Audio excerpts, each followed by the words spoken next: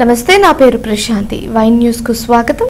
కార్తీక మాసం ప్రారంభం సందర్భంగా బుధవారం అంబేద్కర్ కోనసీమ జిల్లా రావులపాలెంలో మహిళలు పాడ్యమి పూజలను నిర్వహించారు. ఉదయం నుంచే కాలువ రేవులు, శివాలయాలు భక్త జనంతో కిటకిటలాడాయి. రావులపాలెం శ్రీ పార్వతి రామలింగేశ్వర స్వామి, ఊబలంక సర్వమంగళ సమేత ఉమామహేశ్వర స్వామి తదితర ఆలయాల్లో భక్తులు ప్రత్యేక పూజలు, అభిషేకాలు, దీపారాధనలు నిర్వహించారు. అర్చకులు భక్తులకు కార్తీక పాడ్యమి ప్రాముఖ్యతను వివరించారు. అలాగే మహిళలు తెల్లవారుజామునే పవిత్ర స్నానాలు చేసి దీపాలను వెలిగించి గోదావరి నది కాలువల్లో వదిలారు. కాలువల్లో కార్తీక దీపాలు కనువిందు చేశారు.